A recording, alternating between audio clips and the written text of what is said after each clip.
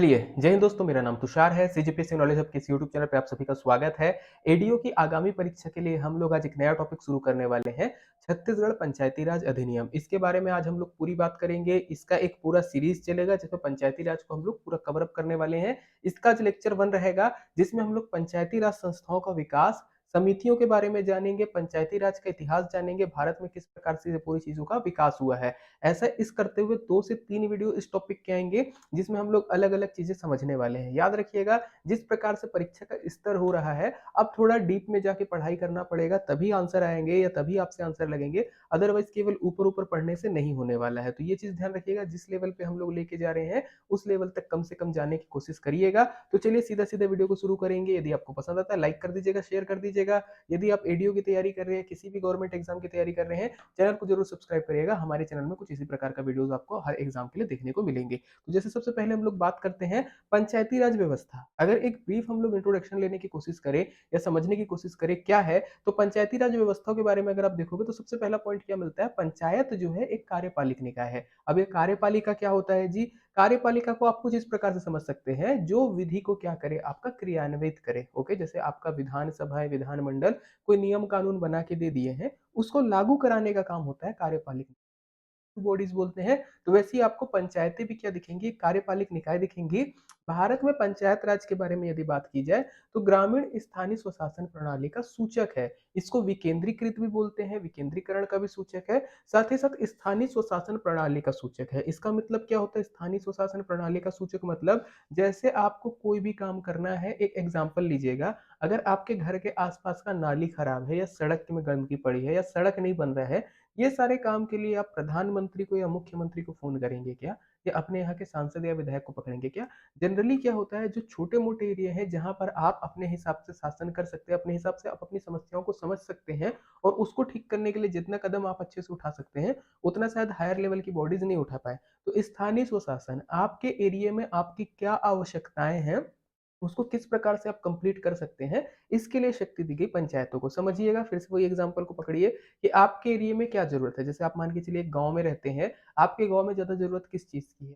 कुएं खुदवाने की, नहर खुदवाने की, सड़क निर्माण की, पुल निर्माण की, या अलग अलग जो भी कार्यक्रम है उसमें सबसे ज्यादा क्या है? अगर ये डिसीजन आप लोगों को लेने दिया जाए, मतलब हम क्या करते हैं, संस्था ऊपर से आपको पैसा दे देती है, बोलती है ये लीजिए आपका वार्षिक बजट इतना है, इसमें आपको जो काम करना है आप करिए, चाहे आप इससे सड़क बनवाइए, स्कूल बनवाइए या जो भी करवाइए। तो पंचायत आपको कुछ उसी प्रकार का सिस्टम दिखेगा कि जो आपका टैक्सेस है या अलग अलग राज्यों से अनुदान मिलता है, मतलब राज्य सरकार से, केंद्र सरकार से अनुदान मिलता है, उसके थ्रू अपना ये फाइनेंस इकट्ठा करते हैं और उसके बाद किस क्षेत्र में विकास में लगाना है वो काम करते हैं। तो ये हम लोग क्या बोल सकते हैं, स्थानीय सुशासन प्रणाली का सूचक है। इसके अलावा विकेंद्रीकरण भी आपको देखने को मिलेगा, जहां पर आप देखोगे तो पावर आपका जो है अलग अलग डिस्ट्रीब्यूट हो जाता है। जैसे अगर हम लोग बोलेंगे सबसे केंद्रीकृत या टॉप लेवल की हमारी संस्था कौन सी है, संसद है। इसके बाद आप देखोगे राज्य विधानमंडल आते हैं, फिर आपको देखने को मिलेंगे नगरीय निकाय और पंचायती राज, तो इसको देखने को मिलेगा।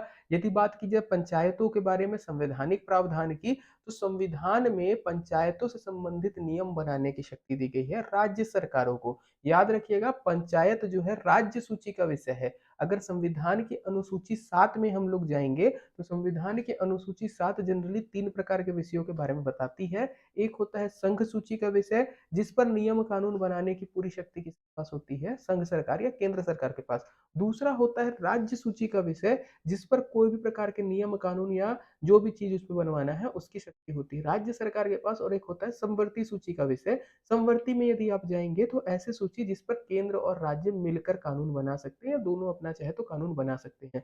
तो संविधान में पंचायती राज को राज्य सूची के विषय में डाला गया है, जिसका मतलब है अलग अलग राज्य सरकारें अपने हिसाब से अपने अपने राज्य के लिए, पंचायतों के लिए कानून बना सकती हैं। इसीलिए जब बात आती है छत्तीसगढ़ पंचायती राज अधिनियम पढ़ने की, तो हम लोग कैसे बोलते हैं, छत्तीसगढ़ का पंचायती राज अधिनियम पढ़ना है। अदरवाइज आप महाराष्ट्र का पढ़ सकते हो, राजस्थान का पढ़ सकते हो। हर राज्य में आपको क्या मिलेगा, अलग अलग मिलेगा। क्यों? छत्तीसगढ़ वालों ने छत्तीसगढ़ के हिसाब से बनाया है। यदि बात करें संविधान में, तो आपको मेनली एक आर्टिकल 243 याद रखना है, अनुच्छेद 243 इसमें जोड़ा गया है। इसके अतिरिक्त अनुच्छेद 40 में भी जोड़ा गया है। अनुच्छेद 40 की बात करते हैं तो ये संविधान के भाग 4 में आता है। राज्य के नीति निर्देशक तत्वों में सरकार का यह कर्तव्य होगा कि वो पंचायती राज व्यवस्थाओं का विकास करे या पंचायतों का विकास करे, ग्रामीण में, गाँवों में स्थानीय स्वशासन का विकास करे, ऐसा आर्टिकल 40 बोलेगा। अब चूंकि ये राज्य के नीति निर्देशक तत्व में आता है, मौलिक अधिकार में नहीं था, इसलिए इसको लागू करना सरकार की मजबूरी नहीं थी। तो इसीलिए आपको दिखेगा संविधान लागू होने के बाद पंचायतों के विकास में बहुत ज़्यादा टाइम लगा। आप देखोगे पंचायती राज संबंधित कानून बनाने में 93 हम लोगों को लग गया था। आपका क्या कहते हैं वर्ष 1993 में बने हैं। ये चीज़ आपको थोड़ी बहुत बेसिक नॉलेज है जो जानना है। यदि बात करेंगे 7वीं अनुसूची, जैसे हम लोग बोले पंचायती राज जो है 7वीं अनुसूची में राज्य सूची के विषय में, तो कहाँ पर आएगा? तो 7वीं अनुसूची में जो राज्य सूची का विषय है उसमें 5वें नंबर की एंट्री है स्थानीय स्वशासन से संबंधित, उसी में आपको देखने को मिलेगा पंचायती राज। ये एक बेसिक इंट्रोडक्शन हो गया। अब थोड़ा सा हम लोग आगे बढ़ते हैं, पंचायतों के बारे में जानते हैं, बैकग्राउंड क्या है, किस प्रकार से हमको देखने को मिलेगा पंचायतें। जैसे नॉर्मली सबको पता है कि 1992 1993 से पंचायती राज जो है यहाँ लागू है, बट ये ऐसा था कि 1993 के पहले नहीं था, यह हमारे इतिहास में पहले था, फिर बीच में गायब हो गया। आखिर ये इशू क्या है, इसको समझते हैं। तो यदि बात करेंगे सिंधु घाटी सभ्यता, देखिएगा पाषाण काल पे यदि हम लोग जाएंगे, पाषाण काल पे तो हम लोगों को कुछ भी आइडिया नहीं रहता क्योंकि वहां पर केवल पत्थर वगैरह मिले हैं। पाषाण काल के बाद हम लोग जाते हैं सिंधु घाटी सभ्यता। सिंधु घाटी सभ्यता में यदि आपसे कोई पूछेगा क्या वहां पर पंचायत थी क्या, तो वहां पे हम लोग बोलेंगे नहीं थी। रीजन क्या है? क्योंकि सिंधु घाटी सभ्यता क्या है, नगरीय संस्कृति थी, मतलब उस समय पूरे शहर थे।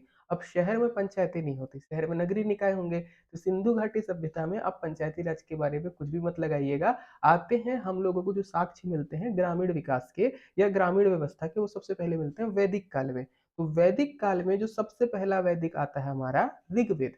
ऋग्वेद में पंचायत का उल्लेख है, किस प्रकार से है? तो सभा और समिति के रूप में है। आपको पता होगा ऋग्वेद अगर आप लोगों ने पढ़ा है या भारतीय इतिहास पढ़ा है, सभा और समिति ये क्या थी? राजा की हेल्प करने के लिए बनाई जाती थी। तो इसका आपको देखने को मिलेगा कुछ कुछ सिस्टम पंचायतों की तरह था। अगर मध्यकाल की बात करते हैं, जब मुस्लिम आक्रमणकारी वगैरह आते हैं भारत में, इस समय आपको दिखेगा पंचायतों का अस्तित्व लगभग समाप्त हो जाता है। आधुनिक काल में जैसे हम लोग धीरे धीरे बढ़ेंगे तो आपको एक इतिहास में नाम देखने को मिलेगा, लॉर्ड रिपन।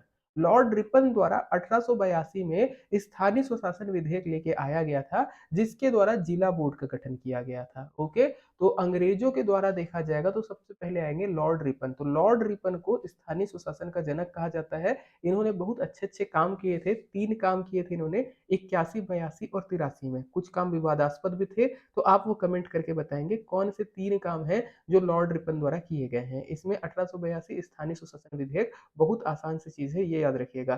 फिर यदि बात करते भारत के संवैधानिक इतिहास में, तो भारत शासन अधिनियम 1919 में ग्राम पंचायतों का प्रावधान किया गया था। ये एक पॉइंट हमारे लिए इंपॉर्टेंट हो जाएगा। भारत शासन अधिनियम में भी पंचायत और नगरीय निकायों का प्रावधान था। फिर आते हैं भारत की स्वतंत्रता। भारत आजाद हो गया, अभी तक पंचायतें ठीक से विकसित नहीं हुई हैं या डेवलप्ड नहीं है। कैसे करना है, क्या करना है, गांवों का विकास किस लिए किस तरीके से किया जाए, अलग अलग सरकार द्वारा कार्यक्रम चलाए गए हैं। तो इसमें सबसे पहला कार्यक्रम आता है 1922 में, जिसको बोला जाता है सामुदायिक विकास कार्यक्रम। इसको प्रारंभ किया जाता है। फिर देखा जाता है कि फंड की कमी के कारण आपका सामुदायिक विकास कार्यक्रम ठीक से नहीं हो पाएगा, तो इसकी जगह पर दूसरा कार्यक्रम लेके आया जाता है, राष्ट्रीय विस्तार सेवा कार्यक्रम। ये 1953 में आता है। दोनों को चेक करने के लिए कि किस कारण से फेलियर हो रहा है, बलवंत राय मेहता समिति आती है 1957 में, जिसका गठन किया जाता है। और 1957 में ही बलवंत राय मेहता समिति जो है अपनी रिपोर्ट पेश करती है और बोलती है कि ये जो दोनों कार्यक्रम है, चाहे सामुदायिक विकास कार्यक्रम हो या राष्ट्रीय विस्तार सेवा कार्यक्रम हो, ये दोनों किसी तरीके से किसी वजह से फेल हो रहे हैं। तो हम लोगों को क्या करना पड़ेगा? हम लोगों को पंचायतें बनानी पड़ेगी, पंचायती राज का वो करना पड़ेगा। तो आज का हमारा जो रहेगा पूरा मोटिव, वो सामुदायिक विकास कार्यक्रम, इसके अलावा राष्ट्रीय विस्तार सेवा कार्यक्रम और बलवंत राय मेहता समिति, ये सारी चीजें हम लोग पढ़ेंगे। फिर धीरे धीरे जैसे हम आगे चलते जाएंगे तो 73वां संविधान संशोधन पढ़ेंगे, जिसके थ्रू पंचायतों को संवैधानिक दर्जा दिया गया है। तो ये एक बेसिक हिस्ट्री आती है, और भी बहुत सारी समितियां हैं जो हमारी आगामी क्लासेस में होगी। तो आज का हमारा सबसे पहला टॉपिक क्या रहने वाला है? तो सबसे पहला टॉपिक रहेगा सामुदायिक विकास कार्यक्रम। बाकी वो हमारा ब्रीफ एक इंट्रोडक्शन था। चलिए आते हैं सामुदायिक विकास कार्यक्रम में। तो सामुदायिक विकास कार्यक्रम सरकार द्वारा चलाया गया था ग्रामीण लोगों के समग्र विकास के उद्देश्य से। ओके, एक ये बहुविकासी परियोजना था जिसकी शुरुआत हुई थी 2 अक्टूबर 1952 को। गांधी जी का बर्थडे याद रखिएगा, जब भी आपको पंचायतों से रिलेटेड कुछ याद नहीं आ रहा है, एक तुक्का आप ले सकते हैं गांधी जी के बर्थडे के दिन। तो 2 अक्टूबर 1952 को शुरू किया गया था। यदि इसकी बात की जाए कि उस समय कौन सी पंचवर्षीय योजना चल रही थी, तब भारत में उस समय पहली पंचवर्षीय योजना जो है वो चल रही थी। अगर बात करेंगे सामुदायिक विकास कार्यक्रम, तो भारत सरकार द्वारा शुरू की गई सबसे बड़ी ग्रामीण पुनर्निर्माण योजना थी। गांवों को ठीक से दोबारा हम क्या बोल सकते हैं, एक तरीके से री इन्वेंट करने के लिए, ये दोबारा बनाने के लिए जो सबसे बड़ी योजना थी, पूरा एक इंफ्रास्ट्रक्चर डेवलप करना, उसके लिए अभी तक भारत सरकार द्वारा चलाई गई ये सबसे बड़ी योजना थी। इसके अगर मुख्य उद्देश्यों की बात करेंगे, तो कृषि और संबंधित मामले, सिंचाई, संचार, इसके अलावा स्वास्थ्य पूरक रोजगार, आवास और प्रशिक्षण आदि सुधार, ये इसके मेन उद्देश्य थे कि हम लोग कृषि सुधार करेंगे, सिंचाई सुधार करेंगे, संचार सुविधा पहुंचाएंगे, मतलब आने जाने के लिए इजी हो जाए। इसके अलावा शिक्षा हम लोग गाँव में बेहतर करने की कोशिश करेंगे, प्राथमिक विद्यालय, मिडिल विद्यालय, ये सब खोलने की कोशिश करेंगे। स्वास्थ्य सेवाएं देंगे, पूरक रोजगार देंगे, मतलब पूरक रोजगार मीनिंग क्या होता है, आपके पास ऑलरेडी एक काम है बट सब्स्टिट्यूटरी आप एक और काम ले लेते हो, वो हो जाएगा आवास, प्रशिक्षण आदि जो सुधार थे, ये इसके मेन कार्यक्रम थे सामुदायिक विकास कार्यक्रम के। ग्राम स्तर तक में काम के निष्पादन और मूल्यांकन की योजना के लिए जिला स्तर पर गतिविधि अधिकारी होता था, मतलब गांवों को ठीक से मैनेज करने के लिए जिला स्तर पर एक अधिकारी होगा जो पर्टिकुलरली इस चीज को देखेगा। सामुदायिक विकास कार्यक्रम के यदि उद्देश्यों की बात करेंगे, तो मेन मोटिव में आपका आ जाएगा, जैसे कृषि विकास है, तो कृषि विकास के तहत हम लोग क्या देखेंगे, कृषि उत्पादन को बढ़ाना, तभी हम लोग बोलेंगे कृषि का विकास हो रहा है। दूसरा, रोजगार देना है, पूरक रोजगार, तो ग्रामीण बेरोजगारी को कम, ग्रामीण बेरोजगारी कम करने का मतलब क्या होता है, समझिएगा, गांव में सबसे बड़ा बेरोजगारी का स्ट्रक्चर देखने को मिलता है, कौन सा, मौसमी बेरोजगारी। हर एक निश्चित महीने में आपके पास जॉब रहेगी, आप काम करेंगे, बट जब गर्मी का मौसम आता है या फसल कट जाती है, उसके बाद खेत खाली रहता है, जब आप बो नहीं रहे हो, तब कोई काम नहीं रहता।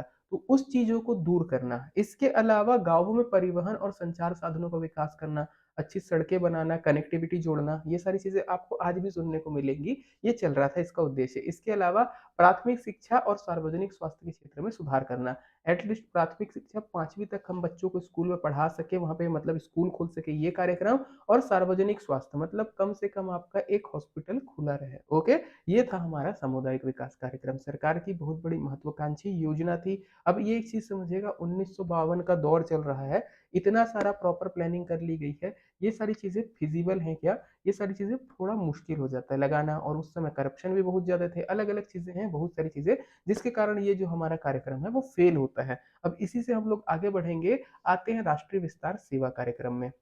तो राष्ट्रीय विस्तार सेवा कार्यक्रम अप्रैल 1922 में तैयार किया गया था, और उद्घाटन फिर से होता है गांधी जी के बर्थडे के दिन 2 अक्टूबर 1953 को। इसका गठन क्यों किया गया, तो इसका गठन तब किया गया जब भारत सरकार ने महसूस किया कि सामुदायिक विकास कार्यक्रम जिसे 1952 में बनाया गया था, धन की कमी के कारण पूरे भारत में लागू नहीं किया जा सकता। आप खुद सोचने की कोशिश करिएगा, आपको गांवों को री इन्वेंट करना है, रीबिल्ड करना है, सोच रहे हैं सड़कें बनानी है बहुत अच्छी है ना, पुल वगैरह बनाना है ट्रांसपोर्ट के माध्यम के लिए, हॉस्पिटल खोलना है, पूरा इंफ्रास्ट्रक्चर डेवलप करना है। सरकार के पास क्या इतना पैसा नहीं था कि देश के हर एक गांव में कर पाए।